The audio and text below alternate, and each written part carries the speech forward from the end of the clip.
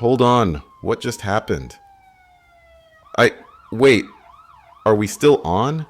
This isn't part of the show. Hold on, folks. This is WPR 77, broadcasting out of... We just lost connection to our feed. If you're hearing this, you're still locked onto the frequency. But something's wrong. That buzzing sound, it wasn't us. It just took over the feed like the station itself got hijacked mid-sentence. We've been having interference all night, but nothing like this. All right. Okay. Hold on. We're getting some sort of emergency signal through the side channel. I'm reading this off the emergency ticker live. This is not a drill. Repeat, not a drill. National financial systems experiencing widespread disruption. Multiple digital platforms reporting anomalies, cause unknown. This is impossible. Okay, Hold on, my phone just lit up. I've got texts from people across the city saying their digital wallets show zero balances. Not low. Not missing a transaction, just gone. I don't even know how that's possible. This isn't a local glitch. This is coordinated. If you're hearing this, stay with us. Something's happening right now. Something big. And we're going to try to make sense of it together. This is WPR 77. Live on the air. If you're just tuning in, I don't even know how to describe what's happening right now. Digital wallets across the country, hell, across the world, are showing zero balances. Bitcoin, Ethereum, even government-issued digital currencies, all empty. Every app, every platform, from major banks to private wallets, zeroed out. This isn't a banking glitch. This isn't a server outage. This is something we've never seen before. I need to level with you. I'm not an expert. I'm just a guy with a microphone. But the messages we're getting from our listeners are all saying the same thing. People are trying to log into their accounts only to find nothing. Savings gone. Investments wiped out. Everything they had stored digitally erased as if it never existed. If you're out there, if you can hear this, you're not alone. Stay tuned. Stay with us. This is happening now to all of us. Line 1, you're on the air. Oh God, it's all gone. My retirement. I just checked my portfolio. It's empty. My bank says they're experiencing higher than usual call volumes. There's no one to answer. Okay, slow down. When did you first notice this? About 10 minutes ago. I thought it was my phone. Then my wife checked her account. Same thing. Nothing. Zero. Line 2. You're live. Do you know what this means? This isn't some glitch. This is war. This is economic warfare on all of us. They flipped the switch and now we're just broke. All right, folks, deep breaths. We're going to figure this out, but I need to be honest. We're getting dozens of calls like this every minute. The feed is lighting up with people from New York, Chicago, even London. This isn't isolated. This is everywhere. Line 3, you're up. Can someone just tell me if this is temporary? Please. I have a mortgage. I have kids. Someone tell me what to do. I wish I could. I really do. But right now, all I can say is stay on the line. Stay with us. We're all in this together now. Are you still with me? I don't know what to say. I think we all need to take a second here. You work your whole life, right? You trust the system. You trust that the numbers in your account mean something. You watch them rise and fall, but they're still there until they're not. I keep refreshing my own account, like maybe if I hit it just one more time, the numbers will snap back. But it's just nothing. It's all zero. Like it was never real at all. Maybe that's the part that gets me the most. It's not just gone. It's like it was erased from history. We've had crashes before, right? Markets tank, prices plunge. But this isn't a collapse. This is a deletion. And I think, deep down, we all knew something like this was coming. Line 4, you're on the air. Go ahead. Listen to me. This is temporary. It has to be. It's a server update gone wrong, or Or maybe a cyber attack. They'll fix it. They have to fix it. I hear you. I want to believe that too. But this is global. This isn't one bank, one currency, or one country. This is everything. No, you're wrong. It's just a bad update. Like when your phone goes blank for a minute. The government wouldn't let this happen. Do you still trust them after today? They wouldn't just delete our money. There are laws. There are safeguards. Laws don't mean much when the whole framework collapses. No, you're wrong. This isn't real. It can't be. I get it. I really do. Because if this isn't a glitch, if this is on purpose, then the world we thought we lived in never really existed. Stay with me, folks. We're just getting started. Wait, what is that? This is an emergency broadcast override. This isn't from us. This is coming from somewhere higher. Do not trust official sources. Repeat, do not trust official sources. That's it. That's all it says. What the hell does that mean? Don't trust who? The banks? The government? Us? We've gotten emergency alerts before. Tornado warnings, amber alerts, but nothing like this. They're telling us not to believe the very people we've always been told to listen to. I need you to understand something right now. Whatever's happening, it's bigger than money. It's bigger than technology. This is about control. And if you're hearing my voice, you're already part of it. We're still live, and I need you to hear this, because I sure as hell don't understand it. We've been trying to get someone, anyone, from the financial world on the line. Analysts, traders, economists, cybersecurity experts. We've patched them in, and not a single one can explain what's happening. We just spoke to a senior financial strategist. This is someone who lived through the 2008 collapse, someone who spent decades predicting economic trends, and you know what they said? We have no model for this. That's the phrase they all keep repeating. No precedent, no roadmap, because markets don't just vanish. Even in the worst crashes, there's a paper trail, a cause, a consequence, something. But this is like someone reached into the code itself and hit delete. Every market, every platform, every digital asset, not declining, not devalued, just erased, as though they were never there. And here's what's making the experts sweat. Even the backup servers, the ones designed to mirror financial records, those are blank too. Every safeguard, every redundancy, every failsafe, all failing at the same time. And no one's claiming responsibility. No group, no nation state, no rogue hacker cell, just silence. We have experts standing by. But I'll warn you, their answers won't comfort you. If anything, they might scare you even more. All right, we're opening the lines to the experts now. First up, a cybersecurity analyst who's been monitoring dark web chatter all night. I asked for their best theory. They gave me 3, and none of them are good. Theory 1, coordinated cyber attack. A global strike targeting financial backbones simultaneously, using a vulnerability no one even knew existed. Plausible? Yes. But here's the catch. No one is taking credit. In every previous cyber war event, the attacker wanted the world to know, not this time. Theory 2, catastrophic systems failure. An internal flaw buried deep in the software architecture, something that propagated across financial systems like a virus, triggering a cascading collapse. The problem? Financial systems across every country use different software. They aren't built the same. A single flaw shouldn't hit all of them at once.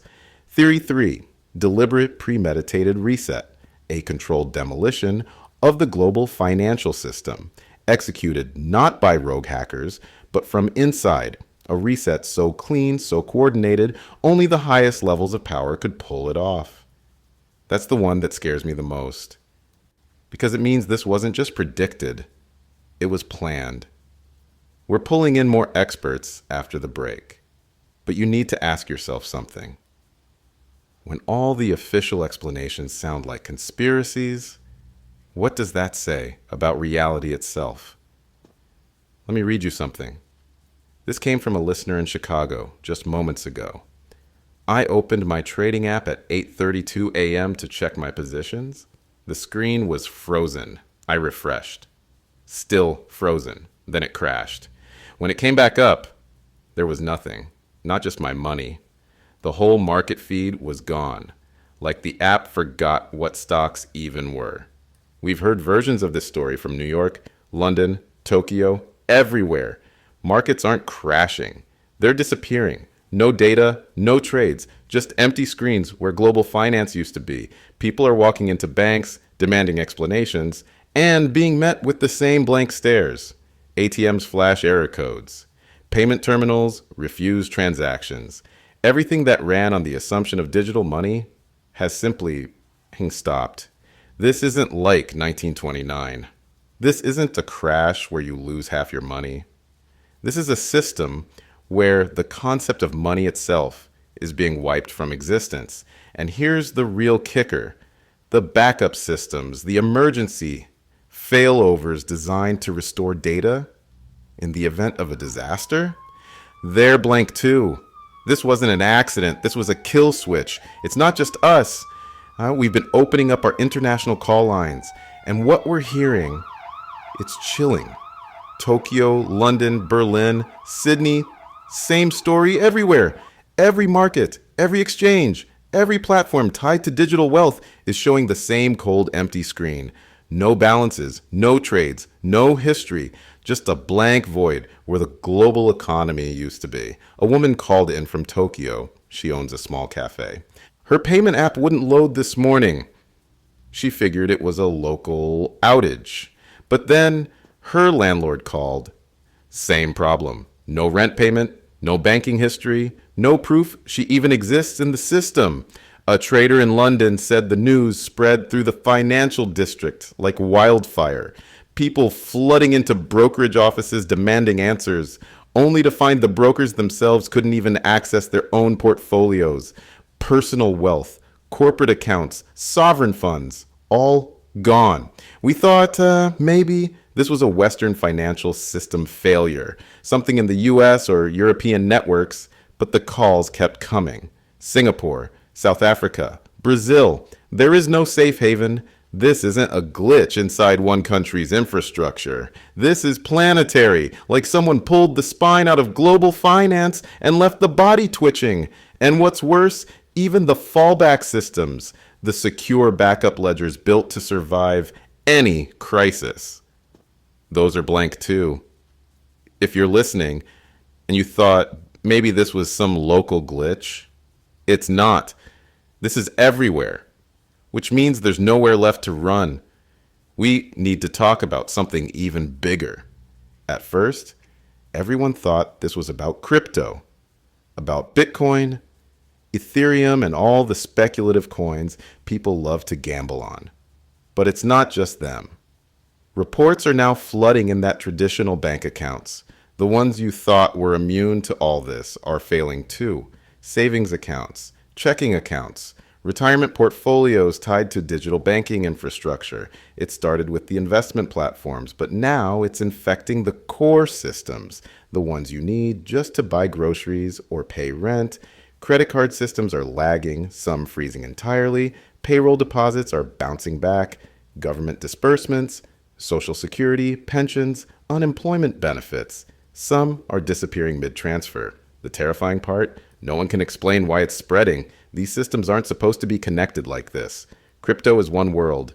Traditional banking is another. And yet somehow both are disintegrating in sync. I want you to think about that for a second. This isn't just about speculative risk. This is the infrastructure itself, the bones of the financial world, rotting from the inside out. We're past the point of rescue now. Whatever caused this, whatever infection is spreading, it's already inside everything.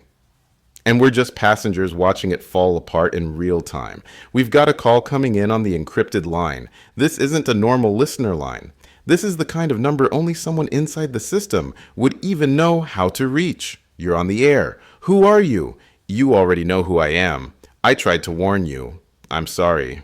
Warn me about what? The reset. What reset? Who triggered this? It was always meant to happen. Weeks ago, they ran the final drills. They knew the system couldn't hold. They knew the only way to save themselves was to pull the plug before the truth leaked. What truth? Who's they? I can't say more. They're listening. What do you mean? Who's listening? This planned. I don't even know what to say to that. Planned. That word keeps coming back. It wasn't just a failure. It wasn't just a glitch. It was deliberate. I don't know who's pulling the strings, but if you're hearing this, you're already inside their plan. We're back on the air, and if you're just joining us, what you're hearing isn't fiction. This isn't a drill. This is happening right now. I need to warn you. Some of what we're about to share is difficult. We're opening up the lines, and people are breaking down live on air. Line 5, you're on. I can't do this. I can't live like this. I had everything in my portfolio. Everything for my kids. Now it's gone. My wife's crying in the bathroom. She thinks I can fix this, but I can't. I can't. Line 6, go ahead. What's the point anymore? They lied to us. They built a whole world on nothing. Digits in a server pretending to be wealth, and now the mask slipped. It's all fake. I'm done. Every call is heavier than the last. Grief spilling through the wires.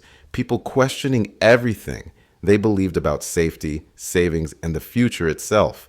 Some are angry, furious even, demanding someone to blame, someone to punish for this. Others sound hollow, like something inside them snapped the moment they saw zero where their life savings used to be. And the scariest part? This isn't panic anymore.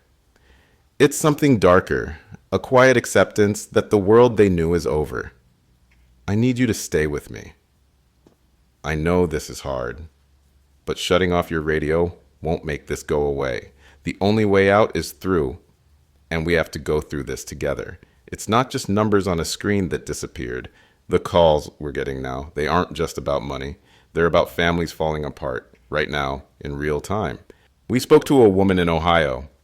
She and her husband emptied their emergency cash from the safe, barely enough to cover a week's worth of groceries.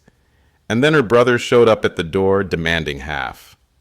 When they refused, he said he'd come back with a gun.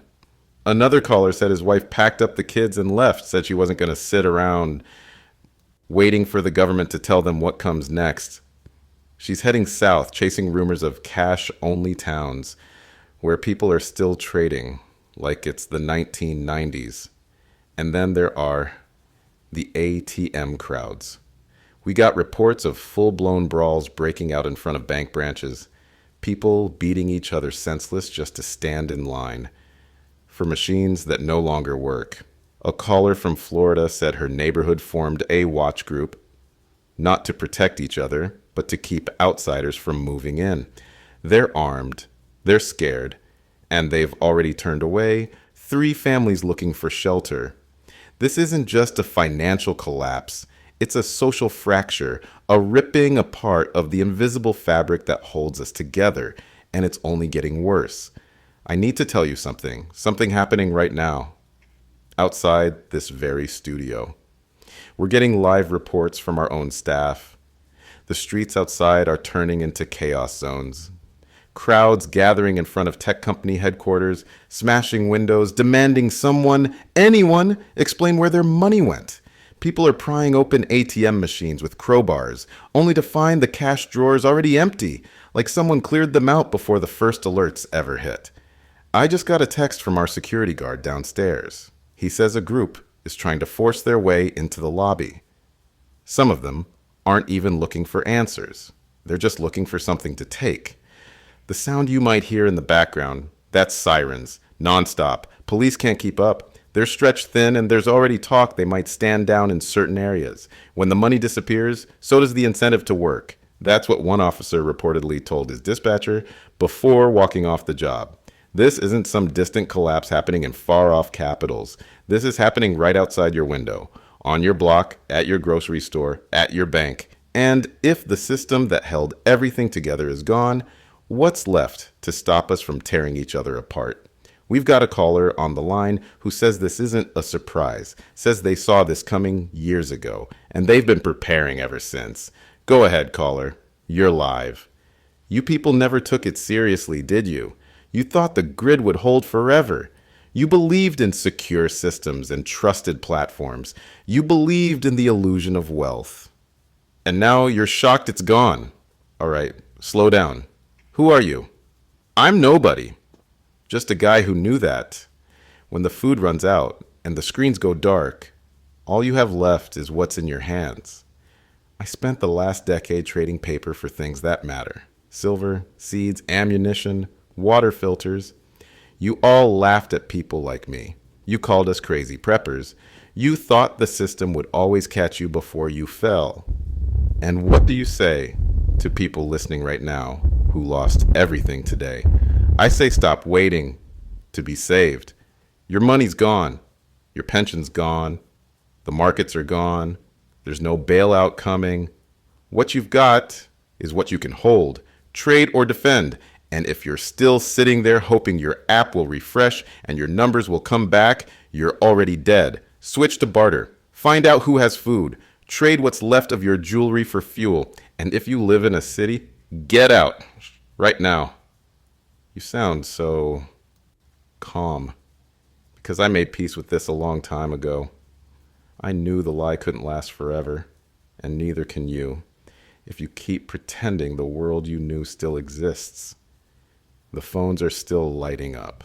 Every call paints the same picture, a world unraveling in real time. A man from Manhattan said he saw his boss, a banker in a $1,000 suit, hurling his laptop into traffic this afternoon. Not out of anger, out of futility. A gas station owner from Nevada said people are showing up with wedding rings and gold watches, begging for fuel, offering family heirlooms just to fill a tank. And in parts of Chicago and Detroit, people are burning stacks of cash, not to make a statement, but because they need heat. And the paper is worth more as fire than as currency. This isn't economic collapse in the abstract. This is physical collapse.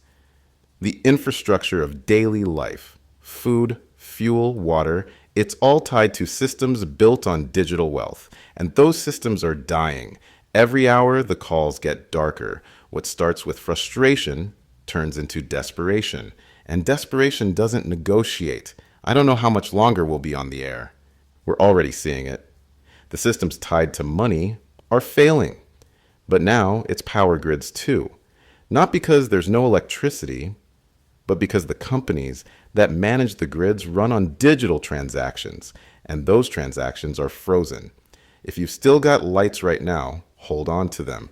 If your fridge is still cold, cherish it, because without money to pay workers, without systems to log payments, even the basics start to slip away. The lights in this studio flickered 3 times in the last hour. That's not a coincidence, it's a warning. The money died first. But money was never the foundation. It was just the glue that held everything else together. And now, the glue is gone. We're going to stay on the air as long as we can. But if the signal cuts out, remember this. When the money dies, everything follows. We've been waiting hours for this, and it's finally here. The government just held a live press conference. I need you to understand, this wasn't a confident address to the nation. This was damage control soaked in fear. The spokesperson, a face you've probably never seen before, some undersecretary they pushed in front of a microphone, started with the usual script. We are aware of the ongoing disruptions. Technical teams are working around the clock.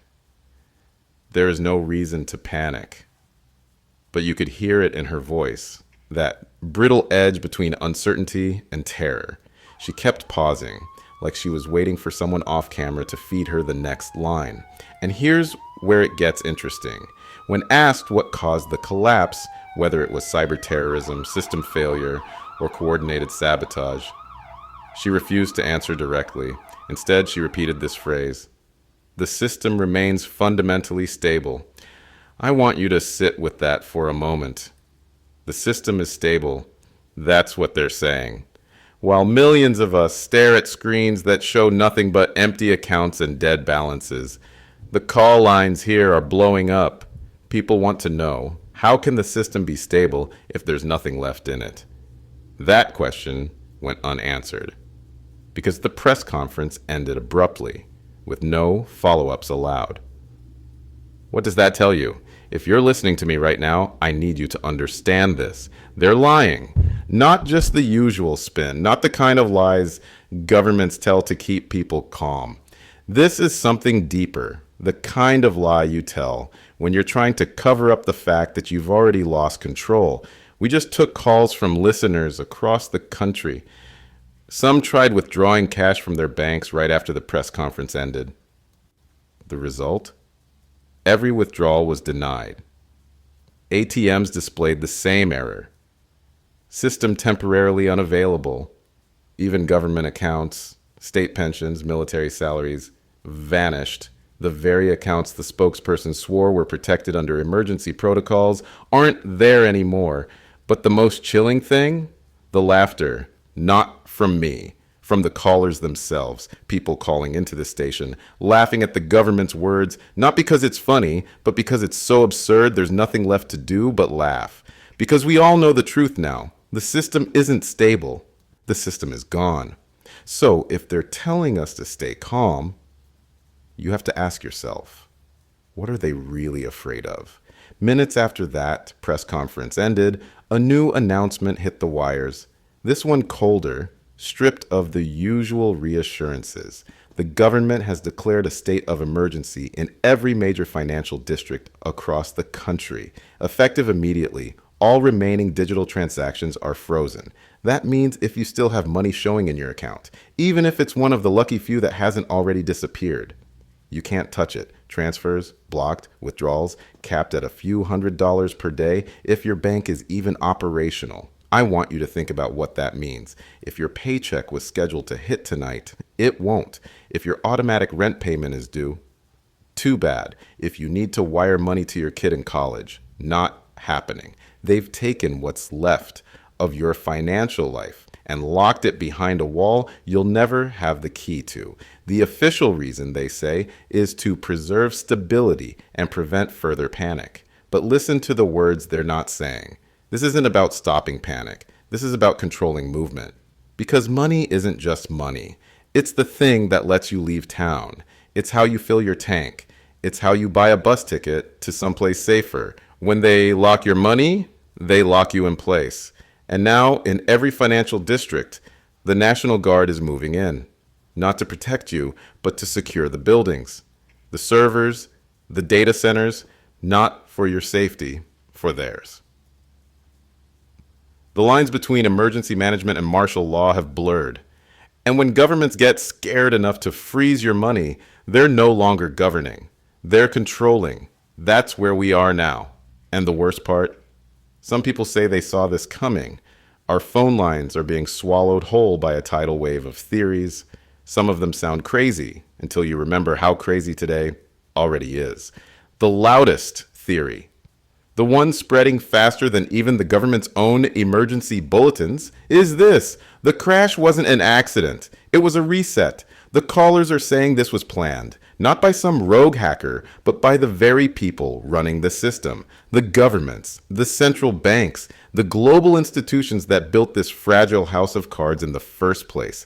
They're saying the collapse was staged to erase debts, reset the global financial playing field, and most importantly, introduce a new system, a system where there's no cash, no anonymous wealth, no off-the-grid savings, a system where every penny is tracked, approved, and controlled by the same hands that pulled the plug tonight.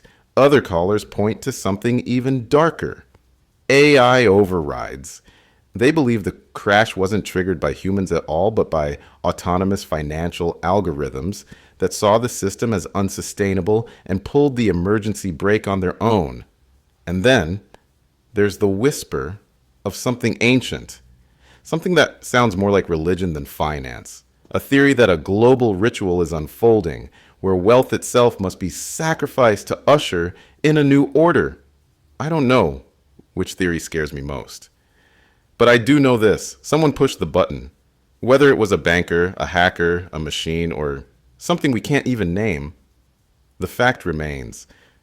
We didn't fall into this collapse. We were led here. And the ones who led us, they're already 10 steps ahead. We've just received verified reports. This isn't rumor. This isn't speculation. Military units have been deployed in multiple financial districts across the country. But they're not there to protect you. They're not securing hospitals or grocery stores. They're not delivering aid. They're securing data centers, the places where your financial records used to live. And they're not just guarding the buildings. They're removing servers, confiscating hardware, even blocking independent auditors from getting anywhere near the backups. Ask yourself, why would they do that? If this was just a technical failure, wouldn't transparency help? Wouldn't the government want experts from every corner to help rebuild? But that's not what's happening. Instead, they're treating the data itself like a crime scene, locking down every last piece of hardware before anyone outside the system can see what's really there, or more importantly, what's missing. This isn't about recovery anymore. This is about control of the narrative. If they own the servers, if they control the only records left, they control the story of how this happened. And when governments start hoarding truth like it's contraband, that's when you know they're more afraid of you than they are of the collapse itself. Whatever was on those servers, whatever triggered this whole thing, it wasn't just numbers. It was evidence. Evidence they can't afford for you to see. We've been talking about theories all night. The cyberattack theory, the controlled demolition theory, even the AI self-destruction theory. But now, we don't need theories anymore because the leak just dropped. An anonymous whistleblower, no name, no affiliation, just uploaded a classified file to every remaining public channel they could find. It's called Project Final Reset. And what's inside? It's a timeline, a step-by-step simulation run by top financial institutions and government agencies, modeling a scenario identical to what we're living through right now: the collapse of digital wealth, global market wipeout, emergency currency controls, and mass social unrest. And the date on the simulation, 3 weeks ago. They didn't predict this, they practiced it. The document even lists pre-identified scapegoats: foreign hackers, rogue insiders, even climate events, depending on which lie fit best once the real collapse began. They weren't caught off guard. They weren't blindsided. They pressed the button themselves, and now they're scrambling to bury the truth before you can see it. Stay with me. This isn't over. We've spent the last several hours talking to survivors, people on the ground watching their savings evaporate, their neighbors panic, their cities teeter on the edge. But now it's time to hear from the so-called experts. We've got two of them patched in right now. One from cybersecurity, the other from high finance. And their explanations for what's happening are, let's just say, wildly different. The cybersecurity expert came in swinging. Their words, not mine. This has all the hallmarks of a coordinated cyber attack. They're saying the speed, the synchronization, the way every global exchange flickered out within minutes of each other. That's not a random system failure. That's an intentional kill switch event. But here's the twist: The Economist doesn't buy it. In fact, they're not blaming hackers at all. Their argument is terrifying in a whole different way. They say this was a slow-motion suicide, decades in the making. According to them, our entire financial system was built like a tower made of wet paper, propped up by speculation, over-leveraged assets, and digital currencies backed by nothing but confidence. And when the confidence finally broke, the whole thing collapsed under its own weight. So which is it? A hostile takedown, or a system that was already rotting from the inside? The truth is, both theories could be right. Because if the system was already fragile, it wouldn't take much to push it over the edge. And if you're a government, or a financial cartel, or whoever actually runs the world, what better cover story could there be than blaming it on some invisible enemy? We're going to open the phone lines again after the break, but before we do, there's one more thing you need to know. Not a single group has claimed responsibility. That's the part no one wants to talk about. Whenever there's a cyber attack, whether it's a ransomware strike, a breach of government servers, or a market manipulation, you know what always follows? A confession. The attackers always want you to know who they are. That's the whole point. Whether they're after money, political leverage, or fear, the announcement is part of the plan. But this time, nothing. No group has come forward, no manifesto, no demands, no digital calling card left behind, just silence. That silence is scarier than any threat could ever be, because it means we're not dealing with the usual suspects. This isn't a hacktivist stunt. This isn't some ransomware gang looking for a payday. This feels surgical, like the hands behind it didn't want attention. They wanted something else entirely. Total erasure, with no breadcrumbs leading back to the source. One analyst we spoke to compared it to a ghost operation, something designed to look like a malfunction rather than an attack. The kind of thing that only deep insiders, the ones who built the system in the first place, could even pull off. But why? Why erase the system that made them powerful in the first place? Unless the system itself became a threat. Maybe they saw something coming, something we haven't been told. A financial reckoning so large, the only way to survive it was to delete the scoreboard entirely before anyone could demand accountability. So here's the real question.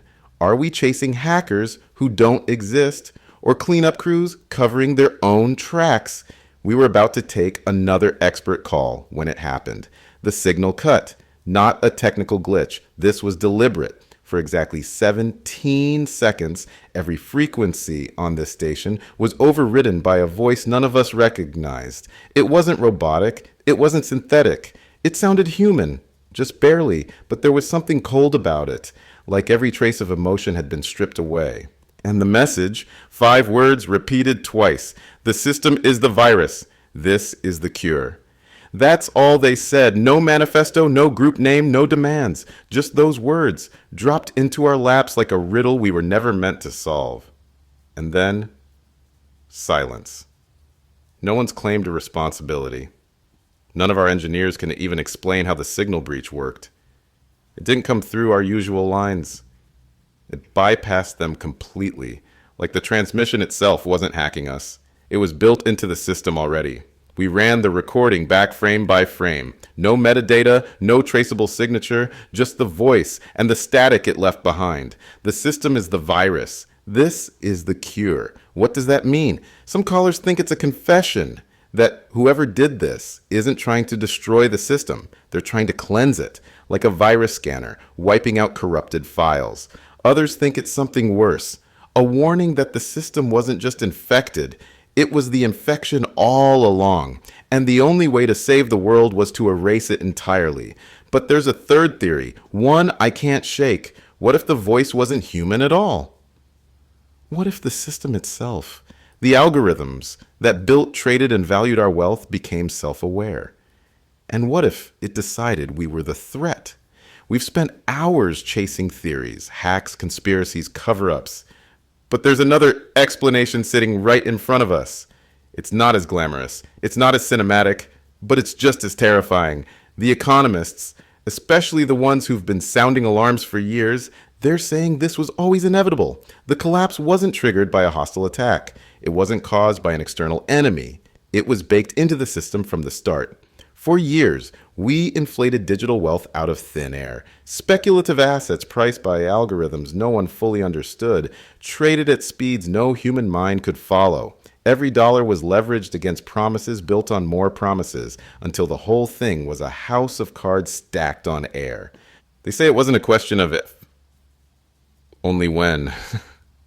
All it took was a moment, a tremor in the wrong place, a liquidity gap no one could cover, and the collapse began.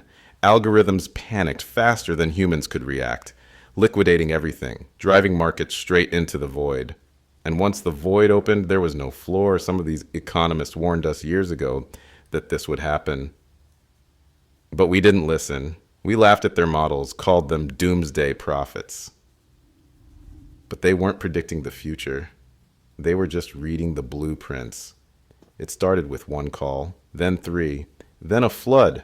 Religious callers, some from small rural congregations, others from massive online ministries, breaking into the broadcast, all with the same message.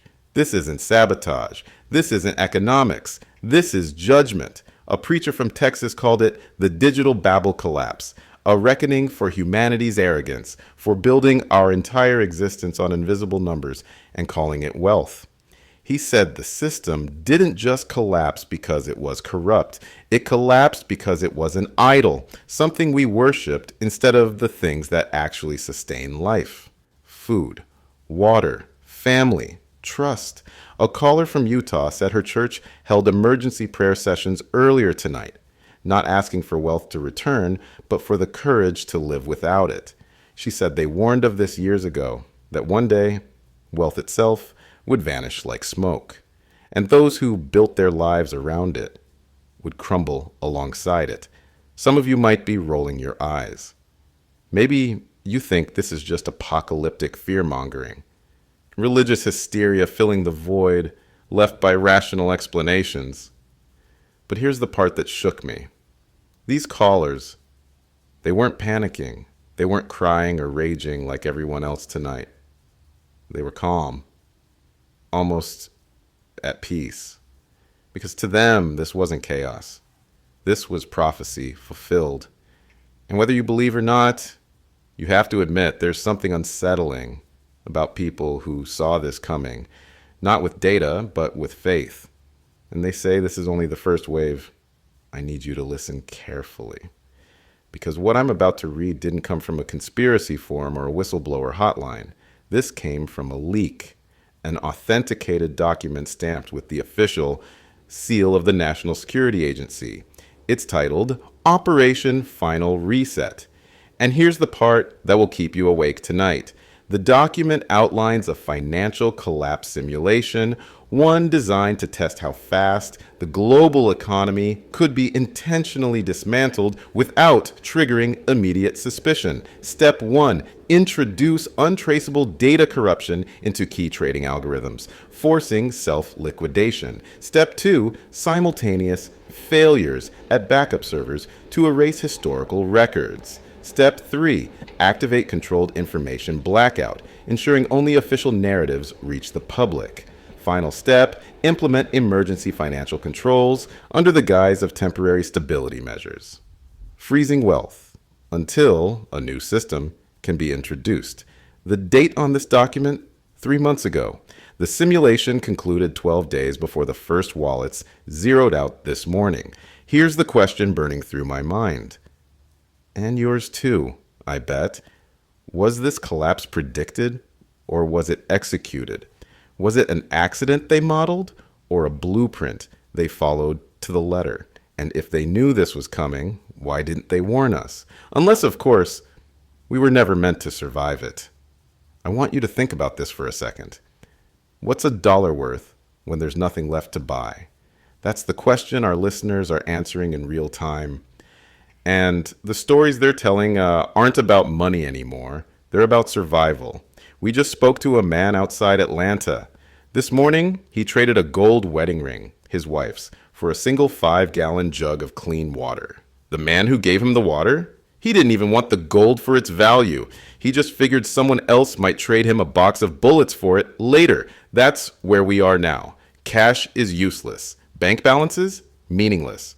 What matters is what's in your hands. Food, fuel, medicine. If you can eat it, burn it, or heal with it, it's worth something. A woman from Kansas called in, said she traded her prescription painkillers for baby formula. Not because her family needed it, but because the neighbor down the street did.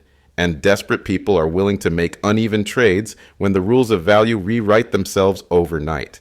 But here's the catch, and this is where things get terrifying. In a world where money doesn't matter, trust is the only currency left. And right now, there's none of that left either. We've started hearing this phrase from callers. Barter networks. It sounds civilized, almost organized, but the truth is messier. These aren't marketplaces. They're desperation rings. A handful of households in the same neighborhood trading to survive. In one town, they've set up a nightly trade meet at the edge of a burned-out parking lot. No money changes hands, just goods for goods, antibiotics for batteries, ammunition for bread. But every caller tells me the same thing. Nobody trusts anyone. Every trade happens at gunpoint. Every handshake feels like a temporary truce instead of a deal. One man said they had to ban strangers from the trade circle entirely. If you weren't personally vouched for, you didn't get in. No exceptions. Another caller said they're already seeing counterfeit trades, cans filled with water instead of soup, batteries that only hold a flicker of charge. The collapse didn't just erase wealth. It erased the basic assumption that people won't lie just to stay alive. If you've got food or medicine, someone's coming for it. And trust, the last fragile currency we had left, is running out faster than the food itself. Some of the calls we're getting now, they're not about barter at all. They're about walls. A family from Arizona told us they've barricaded themselves inside a makeshift compound, along with 6 other families. They pooled supplies, armed themselves, and cut off contact with anyone who wasn't inside the walls before the collapse. They're not trading, they're defending. One caller from rural Michigan said her neighborhood turned into a self-policed fortress overnight. They blocked the only road and built watch posts and decided, together, who was trustworthy enough to stay inside.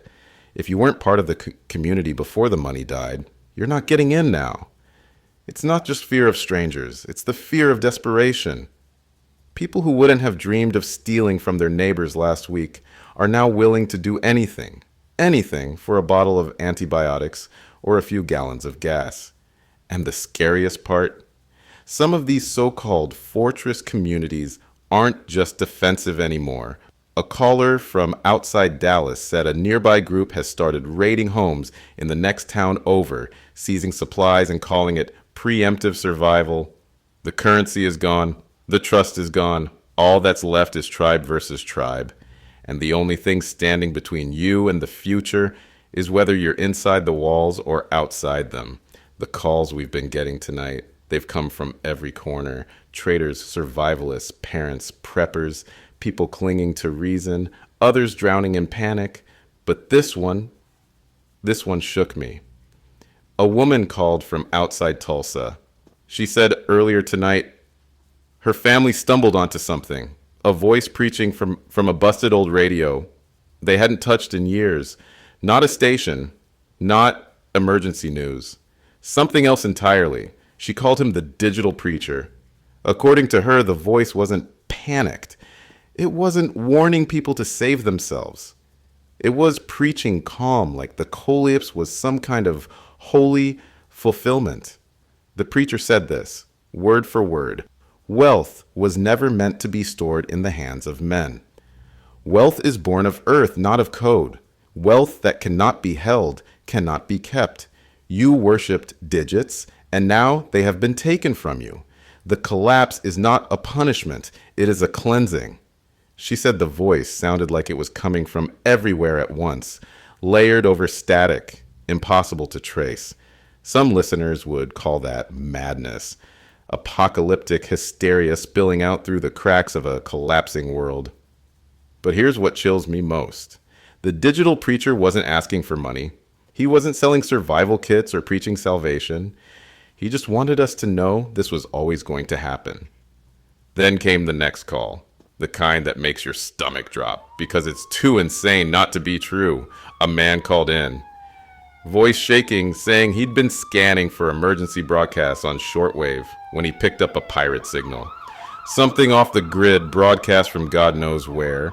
The signal was weak, buried in static, but what he could make out was coordinates, repeated over and over, a set of numbers pointing to a remote location, somewhere deep in the Rockies. No explanation, no message, just coordinates, and a single phrase, sanctuary off the chain. The caller swears he's heard rumors about this, whispers in online survival forums, stories about an off-grid haven, a place built to ride out the collapse where people live without banks, without IDs, without digital footprints. But here's the twist. Others say it's a trap, that the signal is a honeypot, a beacon set by whoever pulled the plug, designed to lure desperate survivors into a one-way trip they'll never return from. So now the question becomes, when everything you know is gone, when every system you trusted is dead, do you follow the only map left? Or do you stay where you are and wait to vanish with the rest? We've had strange calls tonight, but this one feels different. The voice came through distorted, masked by software that scrambled everything. Age, gender, even accent. But the message cut straight through the noise. This collapse was never about you. That's what they said. Over and over. According to this caller, the wipeout wasn't a side effect. It was the goal, not to destroy ordinary people, but to erase a trail. They claimed the entire global digital wealth system had been compromised, not by hackers, but by the people who built it. Over decades, they used it to launder money, drug money, war money, corporate kickbacks, even the shadow budgets of governments themselves. But here's the part that hits like a hammer to the chest. Somewhere deep in the system's archives, hidden inside encrypted ledgers and off-the-books transaction logs, was proof. Proof of who took the money, where it went, and who was protected along the way. When the system collapsed, those records didn't just vanish. They were deliberately burned. This wasn't about protecting the system from collapse. It was about protecting the people who made it collapse in the first place. This was never about you. That's the phrase the voice kept repeating, like they wanted to make sure we all understood. We weren't the target. We were just collateral damage. When that call ended, something clicked. Something ugly. We've seen this before.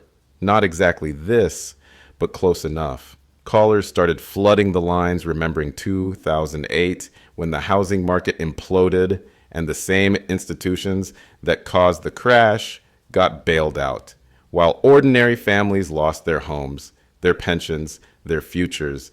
And before that, LIBOR, the scandal no one talks about anymore, where global banks manipulated interest rates, profiting from a rigged game they designed. And now this. Every collapse has two stories. The one they tell you, the glitch, the unforeseen event, the rogue element, and the one that actually happened. The one where people at the top knew it was coming. Because they were the ones who pushed the first domino. We've lived through this script before, but this time it's different. Because in 2008, they saved the system. Even if it cost everyone else. This time, they burned the whole system down to save themselves. And if history teaches us anything, it's that we're always the ones left standing in the smoke, wondering what the hell just happened. The lines are open, and people are arguing live on air. Not about what happened, but about what lie they'd rather believe. Was this a cyberattack, an act of war by some foreign adversary who wanted to break the West's economic backbone, or was that just a convenient cover story? A story planted to hide something worse, because the alternative, the truth callers are whispering about, is that this was an inside job. A controlled demolition dressed up as a glitch designed to bury decades of crimes under the rubble of a global collapse. Which one feels safer to believe? That we were attacked from the outside, or that the people we trusted to run the system were the ones who lit the match? Either way, the result is the same. Everything's gone, and no one's coming to save us. There's one last thing. It's circulating online right now. An encrypted file uploaded to the darkest corners of the web. They're calling it the Black Ledger, a file that reportedly contains every name, every account, every offshore shell company linked to the collapse. Not just bankers, but politicians, corporate executives, even media figures who helped spin the lies when it all started to crack. The file is real. That's confirmed. But here's the twist. Downloading it might be the most dangerous thing you could do, because some say the file itself is a trap, a honeypot built to track anyone curious enough to want the truth. If you open it, they'll know. If you share it, they'll find you. So the final question hanging in the air tonight isn't just who caused the collapse. It's this. Do you want to know the truth badly enough to risk being erased along with it? I don't know how much longer this broadcast will hold. The power's flickering again, third time in the last hour. Each time it comes back, it takes a little longer to reboot. The station's backup generator runs on diesel, and we're running out of that too. I'm not even sure who's still listening. Maybe you're out there with a hand cranked radio, or maybe you're sitting in a car, engine off, just burning the battery to hear something human through the static. If you are, I need you to know. I'm not broadcasting because I think I can save anyone. That moment passed hours ago. I'm still talking because silence feels worse.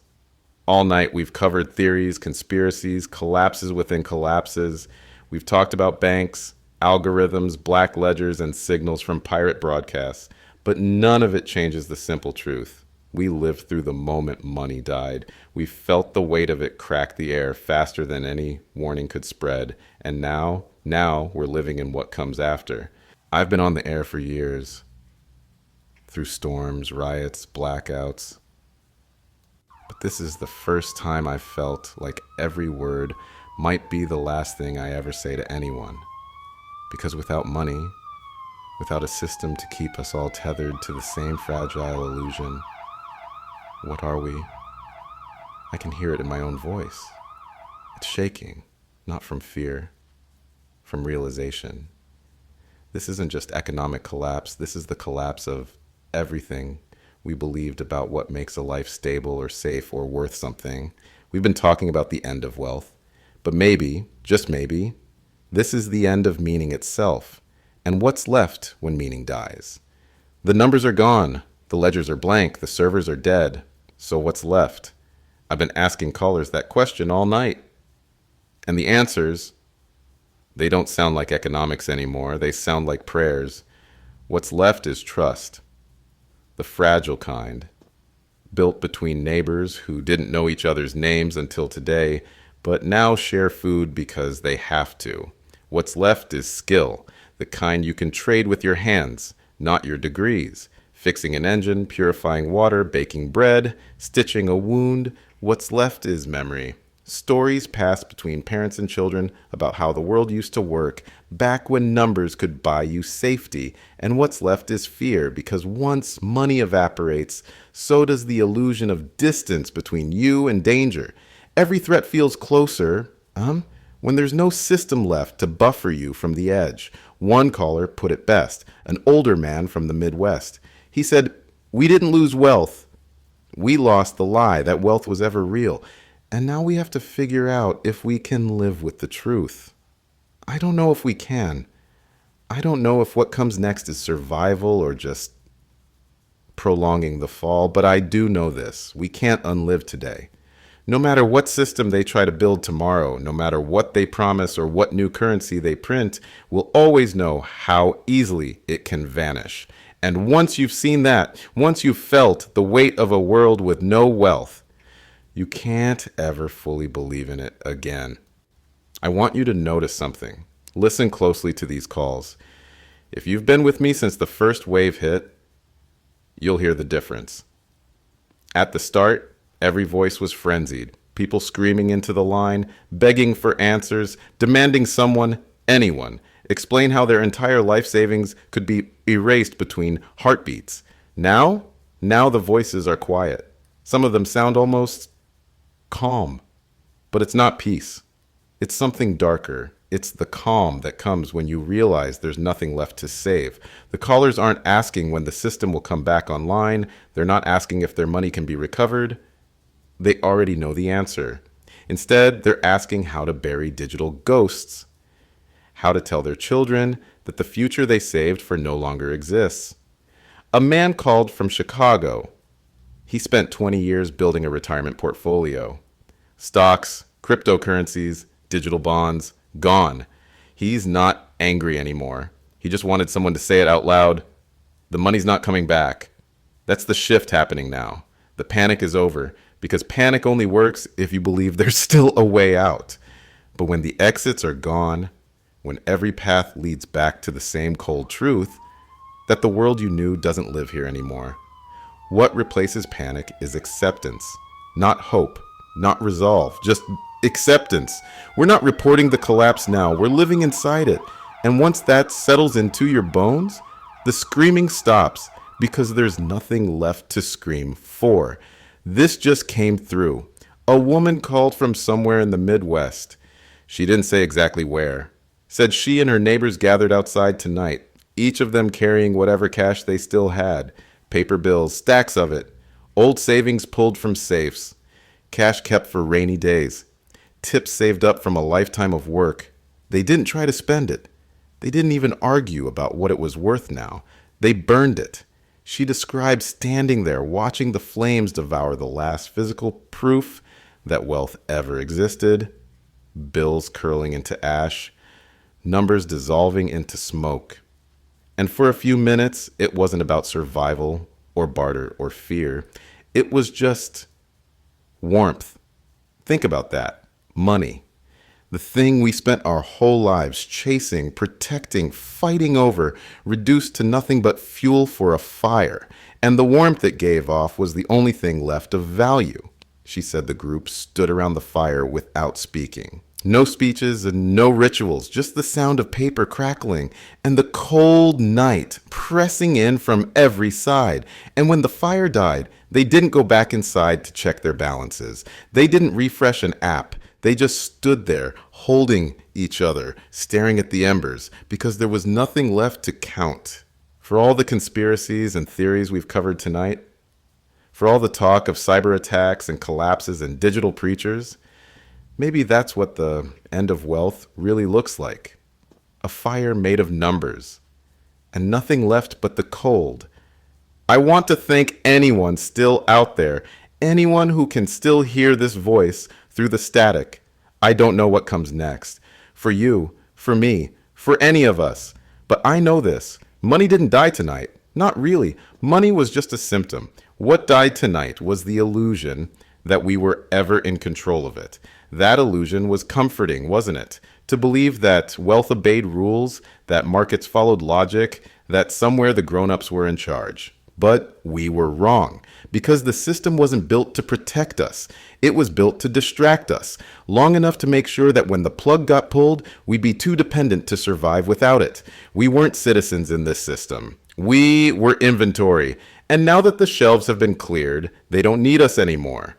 But here's the part I can't shake, and the part I want you to remember when this broadcast goes dark. Somebody wanted us to hear all of this.